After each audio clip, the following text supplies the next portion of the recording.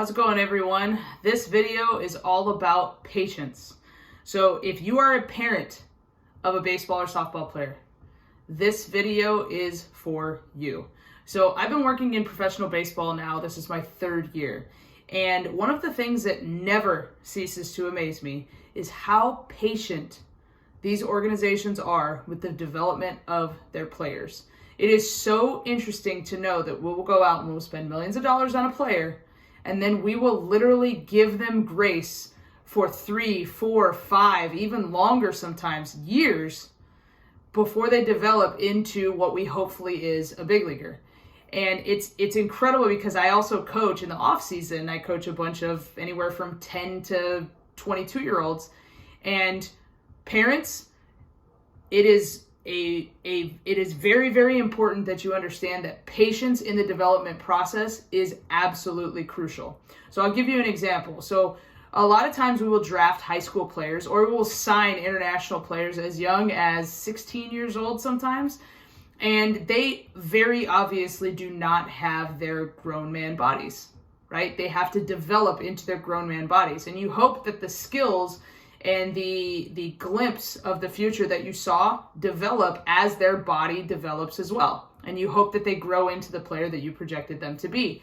But before we can expect them to go straight to the big leagues, we have to develop their body first, we have to develop their skill set next, and we also have to develop them mentally so that they can handle the success that we hope that they're going to have. Now, if you look at the youth arena, we do that in the exact opposite. We sign these kids up for 10U elite travel ball, and then when the kid isn't batting third on the team or isn't having immediate success, we either bash the coaches or we pull the kid from the team, or worst case scenario, the kid isn't having any fun and they quit altogether. What we should be doing is praising and fostering a development system that allows our children to grow into the players that we hope they can be, and that takes patience. So what will that look like? Hopefully at 10U, we're really just worried about the kids having fun and enjoying the game and learning how to play the game. And I'm not talking about learning how to hit a changeup and a curveball. That's going to come later. I'm talking about when the ball is hit to them with a runner on first, do they know what to do with it? Do they know how to run the bases properly? Do they know how to do the fundamentals of baseball and softball? And then when you start getting into 12U, maybe you start implementing a little bit more on the mechanical side of how to throw, how to hit. Maybe you start introducing some strength and resistance training. But really, we're still centered around, okay, I'm not worried about my kid being the world's best 12U player, but I want my kid to develop into someone who can play at maybe the 14U level, right? And then when you get to 14U level, that's when most kids end up quitting, and I'll tell you why. So in baseball especially, that's when the field gets bigger. You go from the little league field all the way to the big field. In softball, what happens is most girls hit their final growth spurt between like 12 and 15 years old. And so you're going to see a lot of kids that just grow and they're super strong. And if your child has not grown yet or hit that growth spurt yet, they're going to feel like they're behind, especially if they're a late bloomer. And so the game becomes not very fun for them because all their friends are hitting home runs and throwing 60 miles per hour. And maybe they're struggling a little bit and just trying to get some hits. So if we can praise the development and if we can have some patience in, I want my kid to have fun playing the game and enjoy getting better. I want your kids to enjoy the process of getting better. If you can teach those two things, your child will develop into a pretty good player if you allow them to do that. And if you surround them with coaches, like maybe your hitting coach, or maybe you take them to a strength coach that also understand the development process, in that we're trying to create kids that are going to be successful at the next level. We're not trying to create the world's best 14, 15, and 16-year-olds.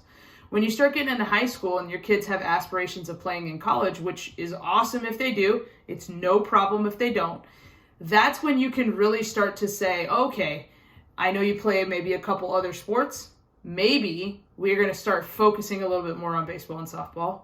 And maybe we're going to give a little bit less attention to those sports. Maybe we're going to stop playing those sports altogether, depending on what your situation is. And now it's, okay, what do we need to do? Let's map out a plan. What do I need to do to get to the next level? And if you don't have a clear plan, and the coaches around you don't have a clear plan, go find other coaches, because there are plenty of coaches out there that will understand how to develop your kids. There will be coaches out there that will not only teach your kids the mechanics of hitting and throwing, but will also teach you how to use that in a game, right? And we talk about that a lot on this site, on EliteFastPitch.tv, about the importance of variability training, because we don't want our kids to be successful in practice. We want our kids to be successful in games. Kids value how much fun they are having based on their game performance and how much fun they're having, right? It's not fun to go up there and strike out every time. I completely understand that, right? It's also very fun to go up there and go 2 for 3 with 2 doubles. So if we can help our kid be more successful in a game, especially later in the career, and again, this is not 10U and 12U, I'm talking about 16U, 18U. If we can teach them to have some success in the game, they're going to have a lot more fun playing the sport, and maybe you will get that college scholarship or that partial college scholarship that you've been chasing and coveting, or maybe your kid gets to play for 4 more years, which is the best part. So just have a little bit of patience and understand that there are billion-dollar organizations that are paying millions of dollars for players, and we're giving them 3, 4, 5, 6 years to develop. You can be patient with your 10-year-old, and they don't have to be a world beater right now. So if you can understand if we have those organizations that understand how to be patient, you got to be patient with your kid as well and let them develop. Because after all, sports are teaching us so much about our lives. It's a lot less to do with what we're doing on the field and more so with how is this going to help me as a human being. So remember that. Just have some patience. Your kid's going to be okay. And ask yourself at the end of every game, are they having fun? If they're not having fun, make it fun for them. And if they are having fun, keep it fun for them.